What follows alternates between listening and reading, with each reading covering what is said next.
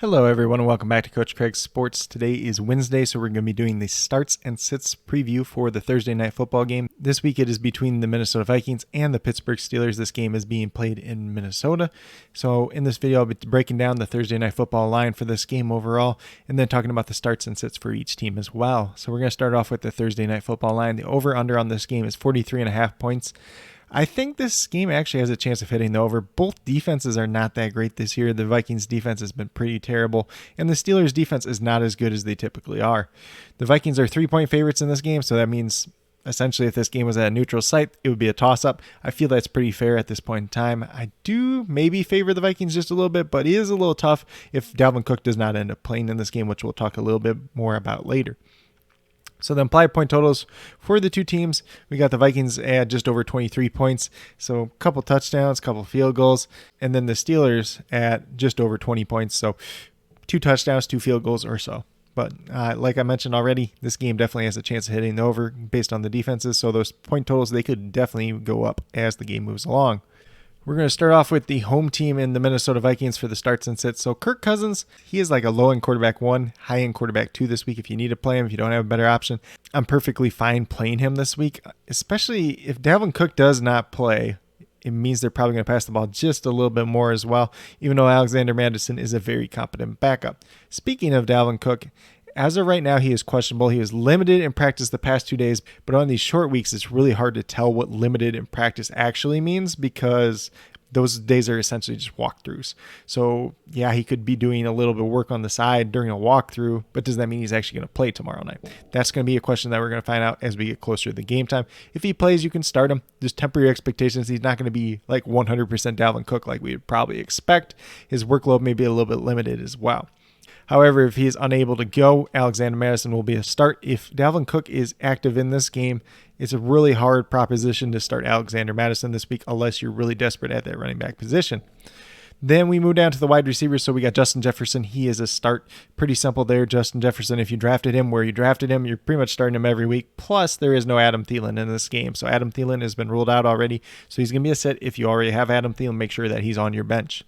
Then in terms of the second wide receiver for this game, it's going to be KJ Osborne, who's actually had a very solid season after barely playing as a rookie. He really didn't play on the offensive side of the ball last year, mainly used as a punt returner, but has a very, very solid season. I kind of called this one just a little bit before the season, but I think he's definitely a viable option this week as a wide receiver 3, flex play if you need to go there. Obviously on the Thursday night football game, you're not putting that player in that flex spot. You're putting him in like a traditional wide receiver spot in your fantasy football lineup.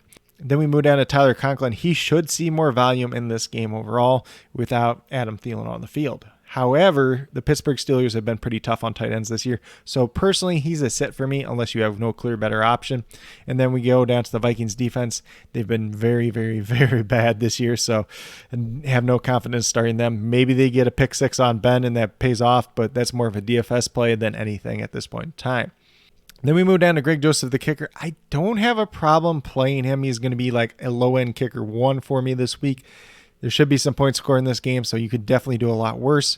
But if you have a better option at kicker, just go with your better option. If you have a different kicker that you already have, it's not worth dropping probably whoever you have for Greg Joseph at the very least. Then we move over to the Steelers side of the ball. So we got Ben Roethlisberger. He is, just a solid quarterback too this week. The Vikings defense is not good. Maybe he slips in that quarterback 1 territory by the end of the week, but just not enough to trust him playing there. So if you're in a 2 quarterback league, super flex league, you can definitely start Ben Roethlisberger, but in a 1 quarterback league, I am not starting him this week. Then we move down to Najee Harris, who is likely to be one of the top running backs this week overall. As I already kind of alluded to, that Vikings defense is not very good overall. They've had trouble stuffing the run at times this year too. And then obviously Harris can catch passes out of the backfield and add a little bit of element in that as well. If he scores a touchdown or 2, definitely going to put your team over the edge. So he's obviously a start. Then we have Deontay Johnson, a very, very solid start once again this week. You should be starting Deontay Johnson pretty much every week as long as he's healthy, so not too much to say there. Then we got Chase Claypool, who was a little bit limited last week. He did pop up on the injury report with a toe injury, missed the first day of practice, which wasn't really a day of practice. That's an estimated injury report anyways, but he was fine after that, even though these practices aren't real practices during the short week, but he should be good to go. Temper your expectations just a little bit, but it's still a great matchup, and you still should be starting him in your lineup overall. Then we got Pat Freiermuth, the tight end. He's going to be a low-end tight end 1 for me this week. A decent low matchup, been getting decent volume, been getting some red zone targets, definitely has the chance to pay off once again this week, so he's a start. And then we move down to the Steelers defense. We think of the Steelers defense being, this tough defense. They're always good. It just hasn't quite been there this year. A little bit banged up at certain spots throughout the year as well. Not really trusting them this week overall, so they're going to be set as well. And Chris Boswell, the kicker, like I said, this game could definitely hit the over, so there's going to be some points scored. You could definitely do a lot worse than Chris Boswell, but you can probably do better than him as well. So if you have a better option at kicker, just roll with your better option. Kind of like the Greg Joseph one. I'm not dropping my kicker to go out and pick up Chris Boswell this week. But if you have Chris Boswell already, there's not anything that's bright and shiny on the waiver wire in terms of kickers. Just stick with Chris Boswell. But with that being said, that's a quick little rundown on the Thursday Night Football preview between the line and the starts and sits for both these two teams. If you guys have any questions at all related to this game, especially in terms of starts and sits, be sure to leave them down in the comments below and I'll get back to you as quickly as possible. But with that being said, if you are new to my channel, please consider subscribing. Definitely would appreciate it. It helps to build the community that we're trying to build here at Coach Craig Sports, which is one that's truly for you, the viewers, helping you with your fantasy football teams, helping you with DFS, whether it's NFL or NBA. And then with that being said, if you are a new or current subscriber who's yet to do so, also hit that notification bell down below. It's going to let you know every single time I post up a new video. Like I've been saying, I post up a ton of videos a week, double digits for sure. Daily NBA DFS videos, fantasy football, and NFL DFS content, 4 or 5 videos a week. So definitely be sure that you are subscribed and have that notification bell turned on so you never miss a beat.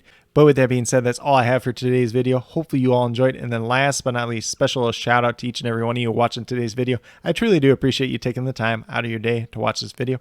Definitely means a lot to me, and I hope each and every one of you has a great rest of your day.